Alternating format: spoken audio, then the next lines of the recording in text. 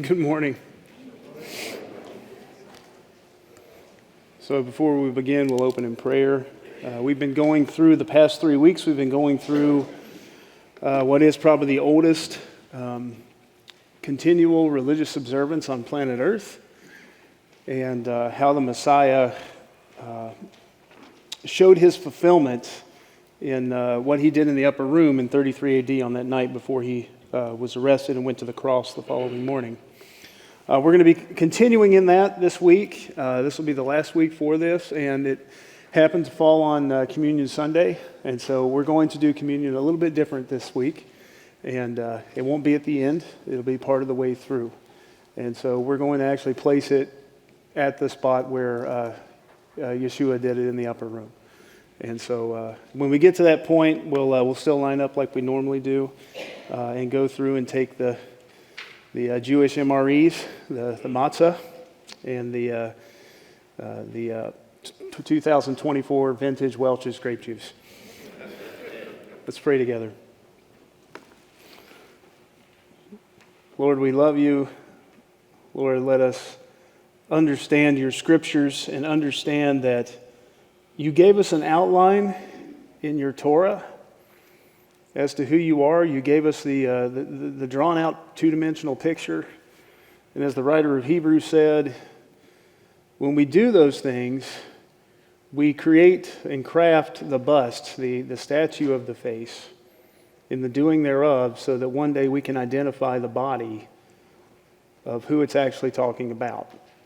And so that when you appeared, we would know you for who you are, and that you had taught about yourself through this for 15 centuries before your arrival, and you made it very obvious and very well known to your disciples that when Moses wrote, he wrote about you, and that was his ultimate intention, was to teach the people of Israel about who the coming redeeming Messiah would be. Guide us in that today, in that study. Ask us in your Son's name. Amen. Okay, so before we begin, as Brother George mentioned, we had 53 people show up for the training. That's a lot, and God bless you guys for that. We had people that are in and out, a couple people going away to college, and they said, whenever I'm home, I want to come work with the kids, and so I'm going to go through the training as well. But some of the questions I got after the training is, where can we serve in child's ministry? So we had some newbies coming in, want to know where they could serve, and we actually have a couple of places, and so these are some things that popped up in emails to me, phone calls throughout the last 2 weeks in both kids ministry and AV team. So these are two avenues that if you're looking for a place to serve, I always tell people, find one place to be fed, two places to serve in the church. Don't do three. That's a lot. You're here. I love having you here all week, but if you're here as much as me, then you're here a lot, and the rest of y'all got to work, and so I work here, and so I love having you here. But find one place to be fed. So find a Bible study, find a class, and we're going to be doing classes this fall. But then find two places to serve, and that way you're working more than you eat. Okay. And so these are some places. So in Cubbies, we need one volunteer. They'll always take more. Sparks, 3 to 4. So 3 to 4 volunteers. And I think that's like a minimum, right? We need 3 to 4. Trek and Journey, we need at least one. And then Scripture Adventure, this cycles through on a schedule. So Scripture Adventure and Children's Church, 4 to 5 volunteers this fall, just to cycle in and teach, one day a week or one Sunday out of the month, sort of thing. And then on the AV team, they're currently looking for some people that want to get involved with sound crew. And so if you've secretly always wanted to be a DJ and no one will book you for a birthday party, this is a great place to do it. So you can learn to do the sound crew here. And then video editing, we're looking for 1 to 2 volunteers to help with that. So in case the people that are editing are sick one week, someone can step in and learn how to do that as well. So these are all places that if you haven't thought about serving before, reach out to Valerie, my wife, for Awanas, for Scripture Adventure, Children's Church. You can reach out to Andrea and Jeff. And who? Oh, and Jack, sorry, and Jack Taft. And then for AV team, reach out to the team that's up there in the booth right now, or the Eilers throughout the week. Jason Eiler has been heading that team up, and they can talk you through the stuff that's going on in the coming weeks with that. The other thing that's going on right now is Schaefer Theological Seminary. So a lot of people don't realize this, but Fellowship Chapel is a satellite location for Schaefer Theological Seminary, which is a 2-year and 4-year program. So they have a 2-year Master of Biblical Studies program. They have 4 certificate programs. So if you say, I've always wanted to understand more about this theology stuff that we talk about during the week, you can take classes. And if you're a member of this church, you can take up to 6 hours a semester tuition free. So you pay your registration, you pay for your books. Come get a hold of me if you are enrolled about your books, and we'll help you get your books at a hefty discount. And then we have a 4-year Master of Theology program, so a THM program, which is pretty much the highest level of masters that you can get in the ministry world. So if that's something you thought about doing, you can take your time if you're a working professional. I've been doing it as a working professional for a long time, and it is perfectly doable, and it does illuminate you to the scriptures. And so the current schedule, you can go to schaefer.edu/schedules and take a look. If you haven't applied, you can apply, and your acceptance usually takes like 24 to 48 hours. It does not take long. Application and registration deadline is this coming Friday, the 23rd. So if you are interested, I would encourage you to just sign up for one class. You can take them for audit, but if you do take them for credit, up to 6 hours is free. So up to 2 classes a semester is absolutely free. So there's your application registration deadline. If you are enrolled and you're getting that halfway through the semester, the pressure's starting to come on you and you're getting verklempt, as we say, we're going to have a couple of gatherings this fall semester for current enrolled Schaefer students. And that's just so you can come and, we'll talk, we'll have coffee, so come on, we'll talk. And so, but if you have questions, some of the students may have been through the class you're currently enrolled in. And we have a faculty member who is a member of this church. And so Mr. Clough is sitting in the crowd with us, and he teaches Christian Framework. And that is getting offered this fall, I believe, too, is Christian Framework 1. Correct, Charlie? So Charlie's class is getting offered this fall. If you have not gone through Christian Framework, I strongly encourage to do it. It's a really awesome 2-semester setup. But if you are enrolled or have signed up for a class, come grab me after the service, because I want to get a mailing list and get everybody who is a current student on that mailing list. So if we do have gatherings, if and when, we can send that out to you guys. So last week I asked you guys to pray for Israel, and we're going to go through this before we get into Passover. Last Monday evening was the 9th of Av, which I said commemorated the destruction of the 2 temples, and a lot of other atrocities committed against the Jews throughout recorded history was done in and around the 9th of Av, deliberately. The aggressors picked that day in order to basically stick it to the Jewish people that, hey, the day you lost your temples and your city and your country, we're going to push you out of our nation as well. And it started this endless cycle of Jews living abroad in Gentile nations, those nations saying, go back to where you came. No, you can't live there either. And so get out of the land, which is what we're seeing right now in the news, is the Jewish people are going back from whence they came, and upon arrival, they're told they can't live there either. And so on the 9th of Av, Monday evening, a couple of nations claimed they were going to launch an attack against Israel. It was the Ayatollah government as well as Hezbollah and Hamas were planning to launch an attack. And several people here prayed that would not happen. If you follow Middle Eastern news, something happened on Monday night during the 9th of Av, is that an earthquake struck Syria just north of, or just east, of the village of Hama, very old town in Syria. And it had a deadly tremor. It was on the night of August 12th, so on the night of the 9th of Av, an earthquake hit, had a magnitude of 4.8 to 5.5, so this wasn't a small tremor. They said they could feel it as far as Cyprus. and 9th of Av began at sunset on the 12th.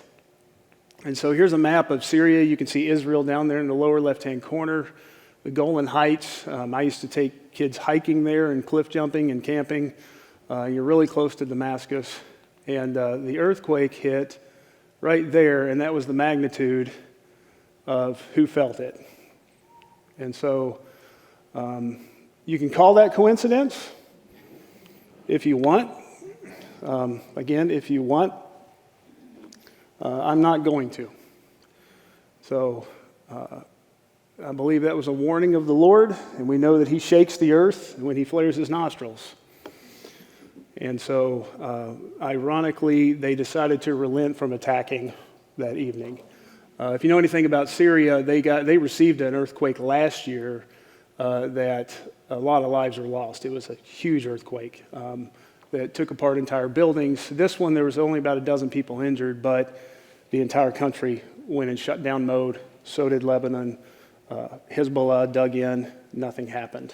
And so those of you who prayed for Israel, keep doing it because the same group has come out and said that they're going to attempt an attack anyway. And so Israel's in eager anticipation of when this is going to happen, but on the 9th of Av, this is what happened. It didn't make national news in the U.S. It did make the Associated Press and international news. So just an update there. So the Lord's Supper, communion, and Passover, what we've been talking about in the aspects of what this is, the New Testament church that we live in currently, this age that we live in, of believing Jews and believing Gentiles fellowshipping together, having the Holy Spirit indwell us as believers. Paul, and we've said this the last 2 weeks, Paul has pointed out in the book of Colossians that these holidays that we've been talking about, especially this one with Passover, is a shadow of the body. So the Torah or the holidays cast a shadow, and when a shadow is cast, light is cast upon an object and creates the shadow, and therefore the body of the shadow, the object itself, he says is the Messiah. When we go to Hebrews 10, and this is what I mentioned in the prayer, is that he actually elaborates, the writer of Hebrews elaborates this further by saying that the Torah, the book of Moses, possesses a shadow, so it draws a shadow for us. And in the practicing of these things, of the deeds, we receive an image or a bust, so a 3D image of what the body is. And then he clarifies what the body is down in verse 5. In Hebrews 10, verse 5, that the soma, he uses the exact same word as Colossians 2 with Paul. He says the soma is not just the Messiah, but the incarnated Messiah. And so when Jesus takes on flesh, and he takes on flesh for all of eternity, the resurrected Christ still has that flesh that he took on for all of eternity, bearing the wounds, is that body was what the shadow and the bust were casting an image for us to be able to identify. And so what we've been doing in Passover is looking at the shadow so that we can better understand the body, and that the incarnate Christ actually did things on the days of these holidays for a very specific reason, is so we could identify him. And so Passover itself, and I'm kind of flying through so we can get into the next steps, but if we said it was 14 steps in Passover, 14 stages. So if you want to impress your Jewish friends, say, I know how many steps there is in Passover. There's 14. And then you can tell them the steps that Jesus potentially added to the Passover Seder that may not have existed at the time of the temple. And so last Sunday we got up through the Magid, the story, the telling of the story of the Exodus. And we sang the song, or we chanted the song Dayenu, right? We didn't sing the song Dayenu because we would be here till after lunch singing Dayenu. Dayenu, like I said last week, is kind of like the Ballad of Davy Crockett. Everyone knows the 4 verses that's on the radio, but the Ballad of Davy Crockett has 28 verses. And so does Dayenu. And you sing the chorus every time. So we finished with telling the story of the Exodus. And with the second cup, and we'll go into the second, actually I'll go into the second cup in a minute. Before the second cup, we did something called wrapping the afikomen. And I brought my afikomen from home this week. Typically they're white, that one's purple with white on it. But we take a bag of matzah with 3 loaves in it, It says matzah. We pull the middle loaf out. So out of the three, you pull the second one. It's broken. And then that broken piece, that broken 1/3, is tucked away and wrapped in white and hidden for a time throughout the Seder. And this shows up after the destruction of the temple. You don't really hear about this being practiced during the time of the temple. That has a very significant meaning, is that Jesus may have instituted this. And this is hidden away. So it's wrapped up, it's hidden away as if it's buried. And I hid that from the kids just now, so any kids in the room didn't see it because they're the ones that have to find it. And the rabbis say that this word afikomen, they agree with the Christians, the believers, that it's a Greek word. But they dispute over which Greek word. So the Rabbinic Judaism says that it's epikomion, which means that which comes after. And so they say, oh, this is dessert. Well, unless it's chocolate-covered matzah, it's not the greatest dessert ever. If you go to Wegmans, they do have chocolate-covered matzah for the kids. And sometimes ShopRite around Passover. But chocolate-covered matzah is not what they ate in the first century. And so that which comes after as dessert doesn't really fit the bill. What's more likely, and this is spelled exactly the same as the Hebrew letters on the right. So literally A, P, I, Q, or K, O, M, N is what the Hebrew letters are, is identical with apikomenos, which means one who has come. The os at the end just indicates it's a nominative case noun. But the root word itself actually matches the spelling to a T on the right. And so if that's what it actually is called, this may have been instituted by Christ in the upper room in 33 AD. And there are certain Jewish PhDs in Israel at this point who are willing to admit that the Nazarenes, the believing Jews, may have instituted this and made it such a popular thing to do during Passover that it got absorbed by the greater Jewish community. And so there's a lot of people today who don't know why they do the afikomen as a practice in Passover, because the explanation of dessert doesn't really fit with everything else you're doing. So we wrap this up and we tuck it away. It's hidden or it's buried. And then we held up the bread that was left, so the bread of affliction. So we eat this matzah with dinner, these 3.5 loaves, or 2.5 loaves, I'm sorry. And you say an Aramaic blessing, saying this is the bread of affliction our fathers ate in the land of Egypt. Let all who are hungry come in and eat. Let all who are in need come and join us for the Passover. So no Jew goes hungry during the Passover. And we pour that second cup of wine. And then we told the Magid. This is where we left off last week. So we told the story of how Israel was slaves to Pharaoh in Egypt. And God brought us out with a mighty hand and an outstretched arm, that we are no longer slaves. And therefore, if you are the poorest class amongst the Jewish people or the richest person in the room, everyone eats the same on the Jewish holidays.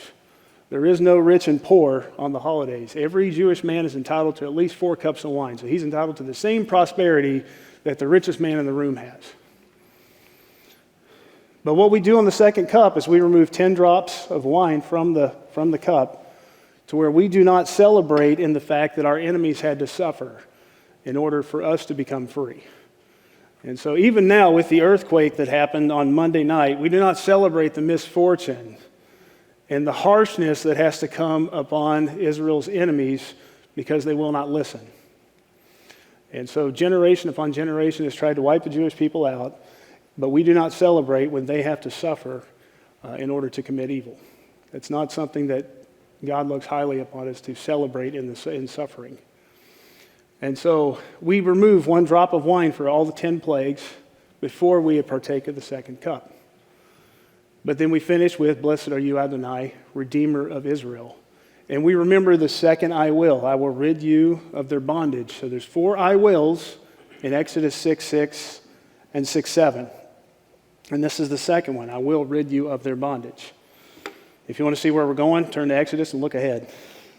And so then we can begin what is the Passover, what is truly the Passover dinner. So this goes back to 1446 BC. So this goes back 35 centuries. And Rabban Gamaliel, he said you have to have 3 things to have a Passover dinner. You have to have a Passover lamb, you have to have matzah, and you have to have bitter herbs. And he pulls that right from the Bible. And so those are the three things that God says they have to commemorate this coming out of Egypt. And so he says you have to have those three things at a minimum.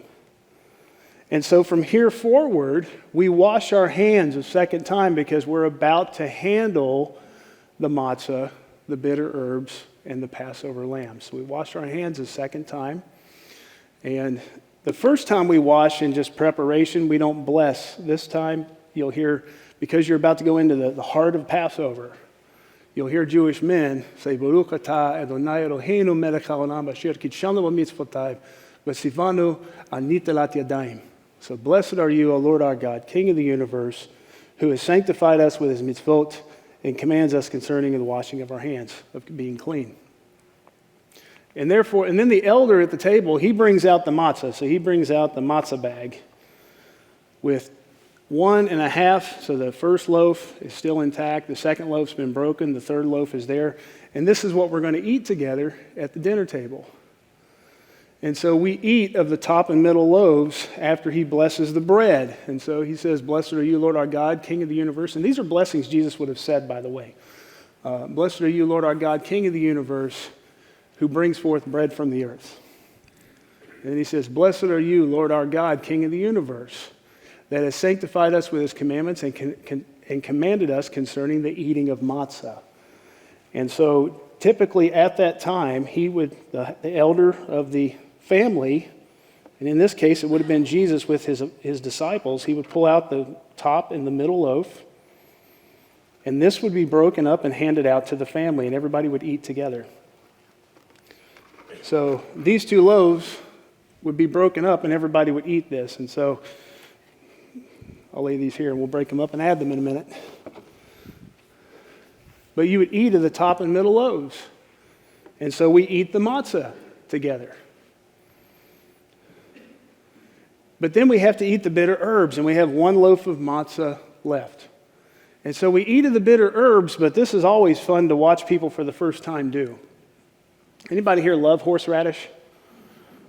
All right, you got people on my side with the hands up. All right. So if you love a steak, a horseradish steak, you're going to love Passover, okay? Especially a Middle East Passover, because it's lamb meat with some horseradish. And so what we do is we take the third loaf, so out of the three, we eat, and no one knows why we eat three. There's all kinds of conjectured reasons, but for some reason, there's something called a unity, that the unity is yachatz. So it's a yachad that has been yachatz and broken. It's a pun, it's a play on words. And the three are eaten around this holiday. And then we eat the third loaf with maror. So everyone's eating dry matzah. But then we use that third loaf to eat the maror. So it's usually ground up really fine horseradish in the West. When you go to Persia, Afghanistan, they use other bitter herbs, but the goal is you have to eat a maror, a bitter herb that brings tears to the eyes, which means you're not just getting a little bit of horseradish, you're getting a whole lot of horseradish. And it's always fun that if you have kids, you dip their matzah in the horseradish and hand it off. That way they're participating correctly. And so initially, we bless the maror, and it's the same blessing, except it says that he commanded us concerning the eating of maror. Instead of the eating of matzah, eating of maror, the bitter herbs. And the elder of the table would normally pull out the third loaf. So we've eaten 1 and 2, and we break up loaf number 3. And we only break up about a part of this because we're going to actually eat the maror twice. So if you hate horseradish, you're not going to like Passover. And so, actually you'll love Passover, but you won't like the horseradish. So the first one we break up, and we break it up into pieces, and everyone gets a piece about the size of 2 50-cent pieces. So you have to scoop that much. I can hear people gasping.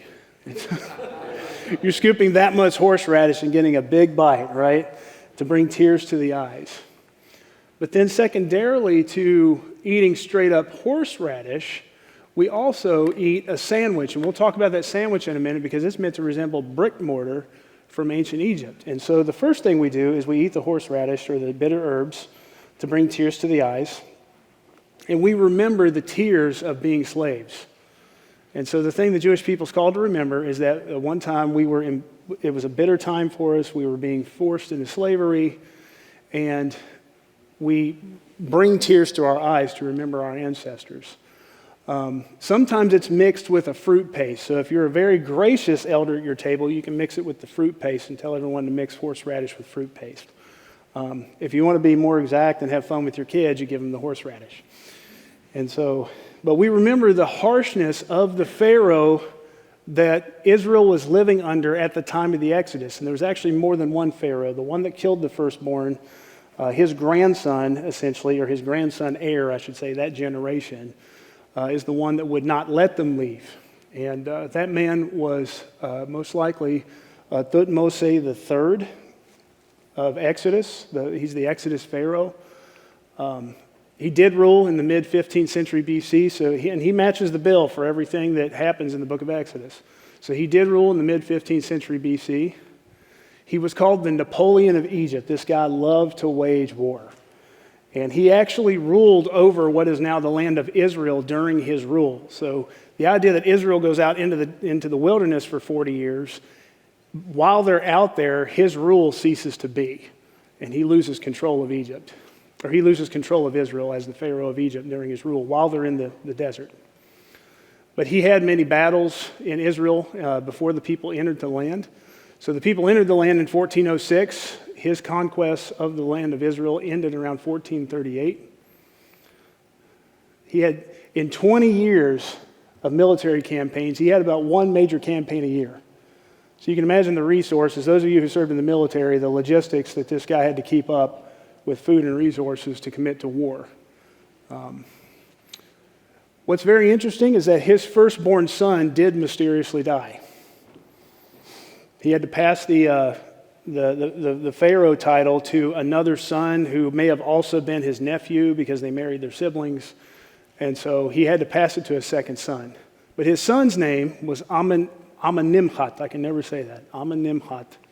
And what's interesting about Amenemhat is that his official title, he never had the title of a regent or pharaoh to be.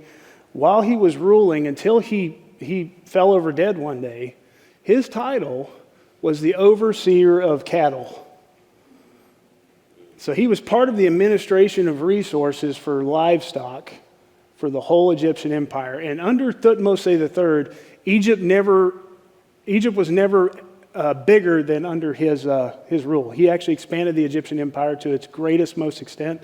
So it was always smaller before him, and it actually reduced in size after he passed away. And so he actually conquered as far as southern Asia Minor, southern Turkey. But his son, who mysteriously died, was the overseer of cattle. So he was over all the livestock of the land. Why do I bring that up? Exodus 4:22. What did God tell Moses around these plagues and letting my people go?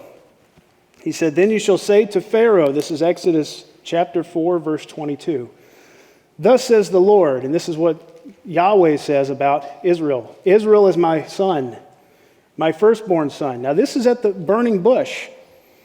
"So I say to you, let my son go that he may serve or worship me.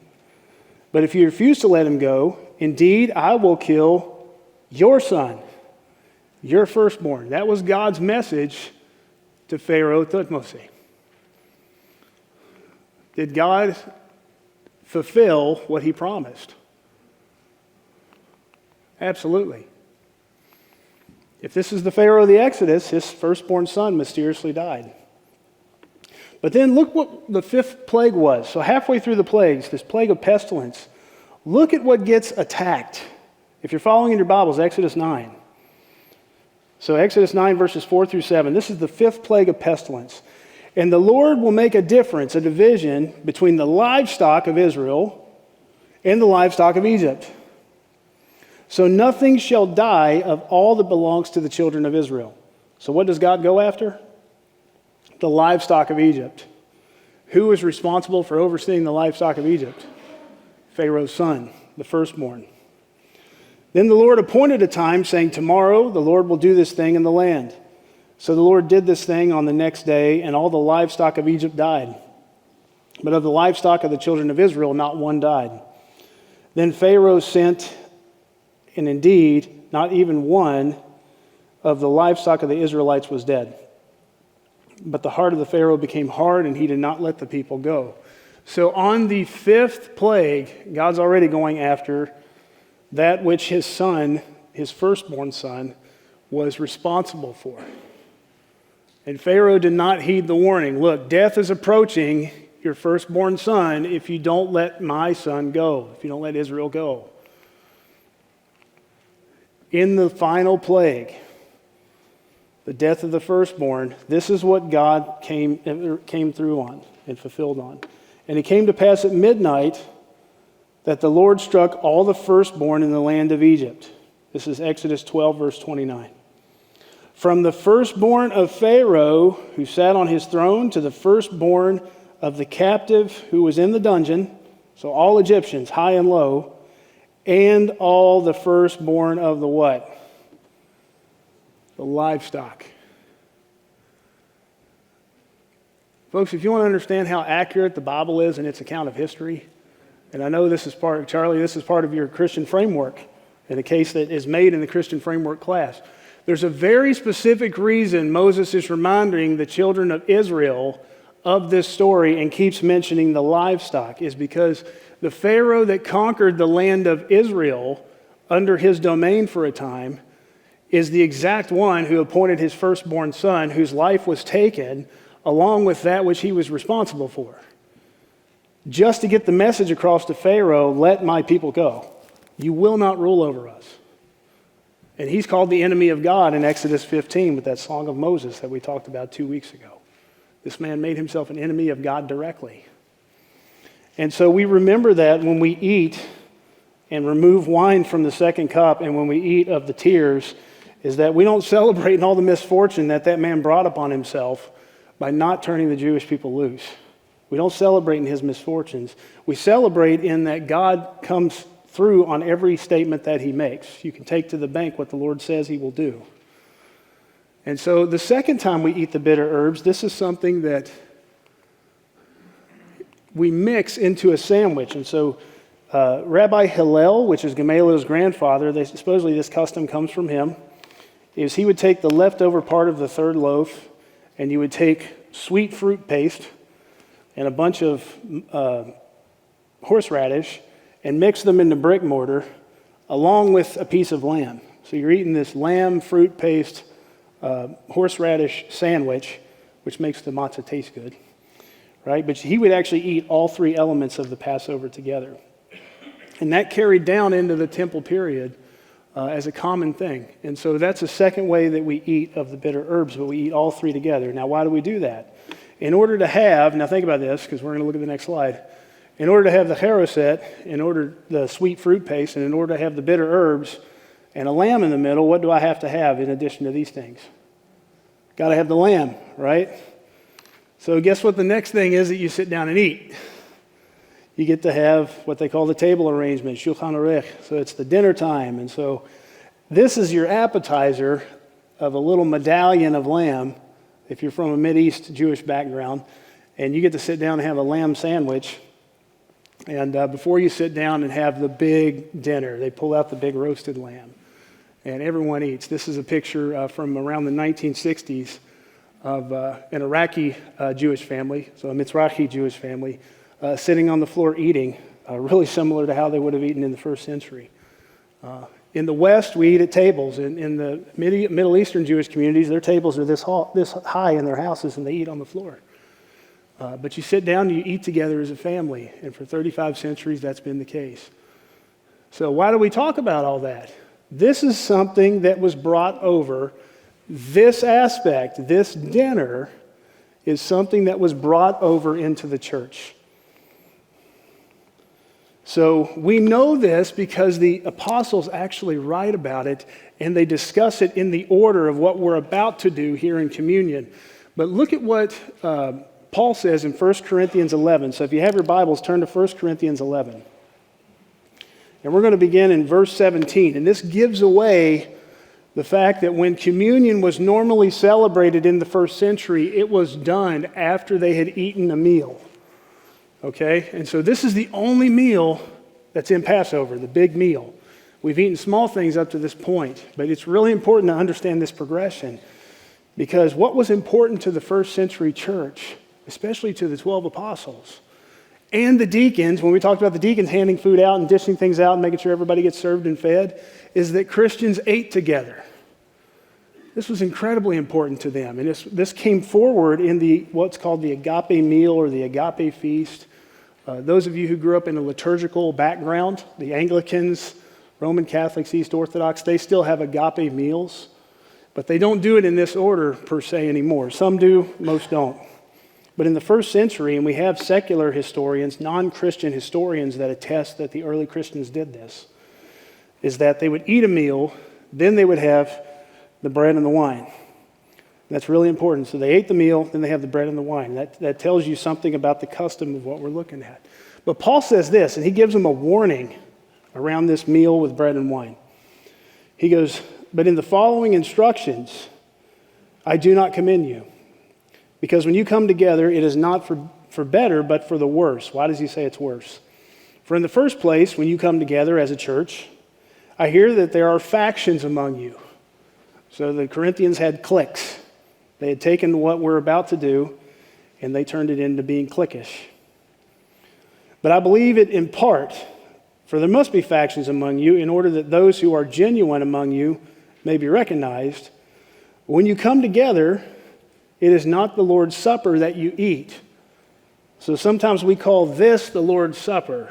What he's talking about is actually the supper, the actual Lord's Supper. That is this plus the bread and the wine. He says, you guys are not doing that. Why? Because of the ethic that they're exhibiting when they get together. For in eating, each one goes ahead with his own meal. One gets hungry and another gets drunk. And so they're coming in and there's actual meal food on the table, a big spread, a potluck. And everyone's just grabbing a meal and they're eating, and then they're taking the wine and they're getting, for lack of what we say in English, they're getting hammered, and they shouldn't be. And he says each one's going ahead and just splurging. And then he says, what? Do you not have houses to eat and drink in? So if you want to behave that way, that's how you behave at home. When you gather as the church, that is not the meal that you're supposed to be eating around. Or do you despise the church of God and humiliate those who have nothing? So who is Paul concerned about? When these people are splurging, who are they depriving? The slave class, the believers who are in the poor classes, right? What did we just read from Passover? If you're a Jew at Passover, do the poor Jews get to eat the same thing as the rich Jews? Absolutely. Did that ethic carry over into the first century church? Even into the Gentile congregations. Do you see that? You can go through the tithe in the Old Testament tithe, and you are actually expected to use your tithe when you settle in the land for, one, keeping the holidays, buying your food, everything you need, your sacrifice, and two, if there's widows, orphans, or Levites without means, you're called to bring them into your home and feed them too. You never deprive a fellow Israelite of food on one of God's holy days. When Gentiles start coming into the fellowship of the people of God, guess who do not get deprived? Widows, orphans, and the helpless. You see that? The ethic didn't change. And you don't splurge, because you will humiliate those who come in, and that might be the only good meal they get. What shall I say to you? Shall I commend you in this? No, I will not. He's being dad to them and saying, I can't give you credit for behaving that way. Then jump down to verse 33, because we're going to look at what's in between in just a minute. So then, my brothers, when you come together to eat, what's his recommendation? Wait for one another. Wait for everyone to get there. If anyone is hungry, let him eat at home, so that when you come together, it will not be for judgment. About the other things, I will give directions when I come. So what is Paul's grounds for judgment for Christians at the Church of Corinth? Humiliating those who have nothing. You see that? If you eat everything up front, and then before the peasant class comes in, because you had different classes of society, If you embarrass them by them coming in and not getting access to any of the food of the gathering that Jesus established, you can bring judgment upon yourself. That's not eternal judgment. That means judgment in this life. And he's saying that to the congregation. He's warning the group, don't do this. This is behind the ethic of Passover. This is something that Moses taught as a shadow, and Jesus, through his own teaching and the apostles, also clarifies and says this continues on even to the Gentiles.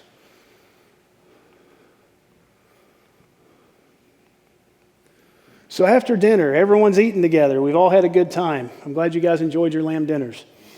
And there's seconds out in the hallway.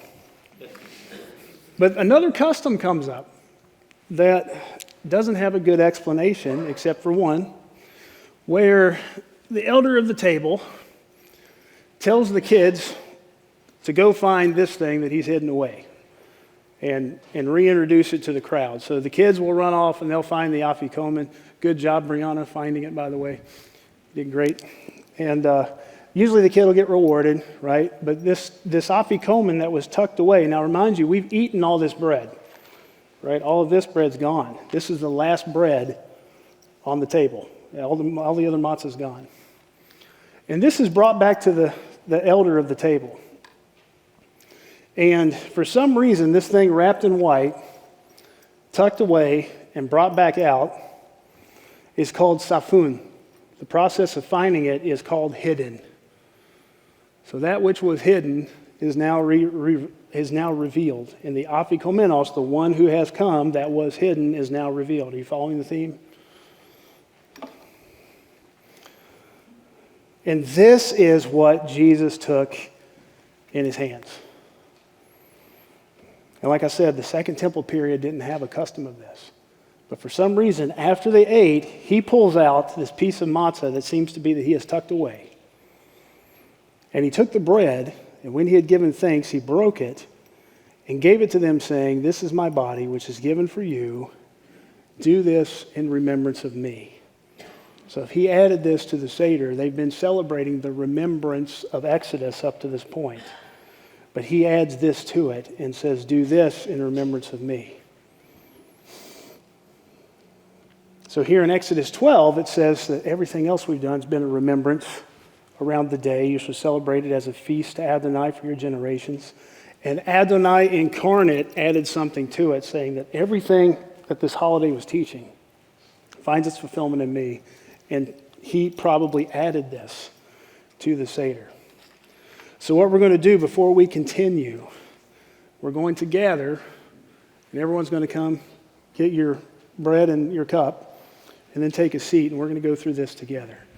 But when he took the bread, now follow me, he pulls this out.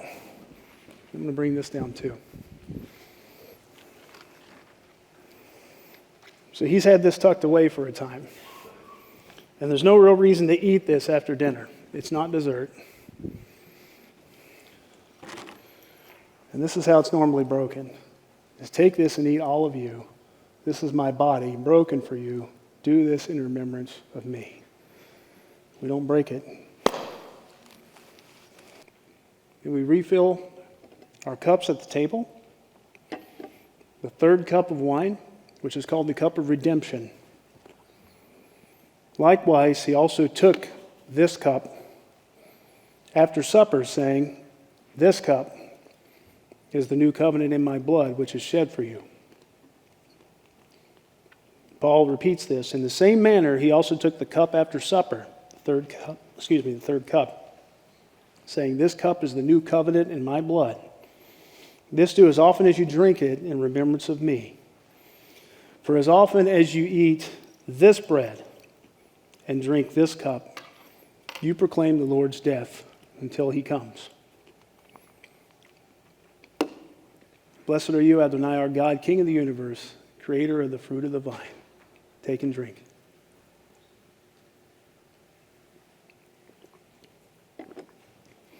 And we remember the third "I will" of Exodus 6:6. Now, isn't this befitting?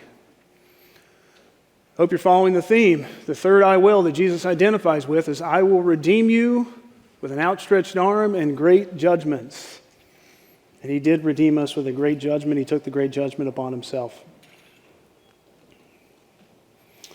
At this time, usually we'll fill a cup like this, called the Kos Eliyahu, the cup of Elijah.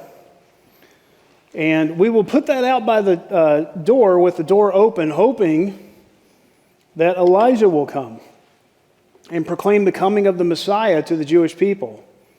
And Jesus gives us an answer for this. He says, Jesus answered and said to them, this is Matthew 17, indeed, Elijah is coming first and will restore all things. But I say to you that Elijah has come already, and they did not know him, but did to him whatever they wished. Likewise, the Son of Man is also about to suffer at their hands. Then the disciples understood that he spoke to them of John the Baptist. The Elijah that's supposed to proclaim the coming of the Messiah, according to the teachings of Jesus, is John the Baptist.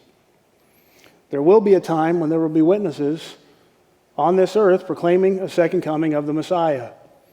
A lot of people think that one of them might be John. I can kind of get on board with that because that's kind of his job. Is that there's two men from heaven who can breathe fire, who are witnesses to the people of Israel. Sounds a lot like John's ministry and the ministry of Elijah himself. That these men will be telling the world Messiah is coming back. The world won't listen. Some will. The majority won't. But there will be a time when some prophets appear again and talk about the coming of Messiah back to the nation of Israel. The last cup is called the cup of Hallel, the cup of praise. And we know this word in hallelujah, right? Praise the Lord. So Hallel means to praise. And in most Jewish holidays, we will sing the Hallel Psalms, the Psalm 113 through Psalms 118. What's very interesting is that this is after what Jesus has first showed in the cup of redemption. So in the fourth cup, they sing Psalms 113 through Psalms 118 before they drink. And this is an extraction from Psalm 118. Tell me if this sounds familiar. Please Adonai, please save. Please Adonai, please save. Please Adonai, please save. Please Adonai, Hoshiana. What does that sound like? Hosanna. Blessed is he who comes in the name of the Lord. We have blessed you from the house of Adonai. Who was chanting this to Jesus on Nisan the 10th when he's coming into town as a Passover sacrifice? The Jewish people. What are they wanting? We want the king now. We're chanting the Hallel Psalms that we're about to sing in a couple of days at all of our tables in Jerusalem. We're singing them to you now, asking you to take over the reins now. And Jesus says something very significant, and we see that, and you can look at Matthew 21, verses 9 through 15, where they chant this. But Jesus says something right here in Matthew 26. After they drink the third cup, he says, I say to you, I will not drink of this fruit of the vine from now on until that day when I drink it new with you in my Father's kingdom. What's he telling them? This thing we just sang that the people were singing that they wanted me to do now, I'll drink this cup with you when I come back.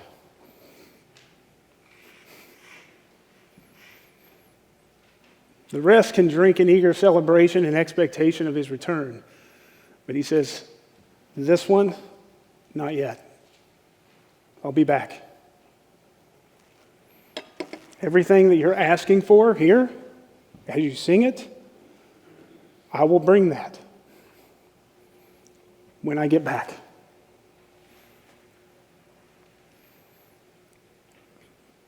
And what is the final I will? I will take you to me for a people. What is the Messiah saying? When I return, I'll drink the fourth cup with you. Because at that time, I will take you to me for a people. So what we've been talking about for the past 15 weeks of Gentile rule, trampling Jerusalem one after another, all of that comes to an end when he does what? When I take you to me for a people. When I return, we'll drink this entire Passover together. The whole thing, start to finish. It's all about me. I'm doing the third cup right now. When I return, I'll bring things to a close. In light of that, we have what's called Nitzah, the conclusion.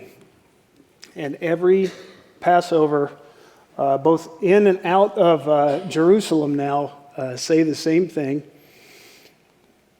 As they say, Leshana Haba'ah Birushalayim Habinuya. Bun means to build in Hebrew. This literally says, next year, or to the coming year, in rebuilt Jerusalem. And so the hope of the Jewish people is that maybe next year we'll all go home. Maybe next year Jerusalem will be rebuilt. Maybe next year is when he's going to come and actually take us to him for a people. We won't be in the diaspora anymore. We won't have to suffer. We won't have people attacking us, telling us to get out of our own country and then, no, not here, go back the way you came. To the coming year and rebuilt Jerusalem. The only hope for this church is the Messiah that we worship every weekend when we gather together, and when we eat together, and when we take this bread and we drink this cup and proclaim his death until when? What does Paul say? Until he comes. Where did Paul pull that from? He didn't come up with that out of thin air. He knew this. The Apostle Paul knew this, telling it to the Gentile church. The entire book of 1 Corinthians is one big treatise on the Passover and the promise of the resurrection of the dead if Jesus is the Messiah who died and came back from the dead as promised in the Holy Scriptures. That is 1 Corinthians 15. That is his summation argument, and he's pulling all of it up to that point from the Passover. Go back and read the letter and look at how many Passover allusions, and he follows the order of the Seder the whole time. And we say that 1 Corinthians 15 is the backbone of our faith. Guess where we find the backbone of our faith? That's why keeping this in a correct manner is so important. That's why we keep false doctrine from permeating into this practice, as well as baptism. Because the message of the gospel is tied up in those things because they construct the bust to remind us of who our Messiah is.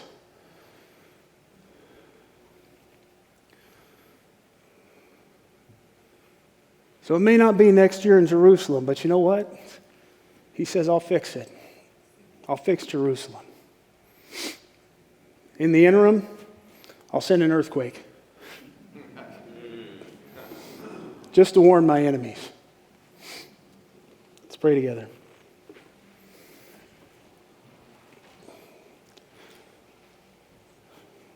Lord, let us understand the entirety of the Hebrew Bible, the whole Old Testament as well as the New, is a messianic document that is meant for humanity to read and understand, and we understand these practices in a correct fashion, that it points us toward you, and that you are God. You are God incarnate, that the promised Messiah was supposed to be God incarnate coming to this earth in order to offer himself to appease his own wrath. Lord, thank you for providing a way that we're no longer your enemies. That in your justice, you can also administer grace. And that you would rather extend your grace and exhibit that attribute and show it to us, that we may only see your justice for a short time. Lord, thank you for being that kind of God. And that's the God that created this world that we live in. And we can have total reliance in who you are. Lord, let us understand you. I pray for these saints in this room, Lord, that are your disciples, that they study your scriptures and they take this seriously, as that one day you will challenge them to share it with somebody else. I ask this in your Son's name, Yeshua. Amen.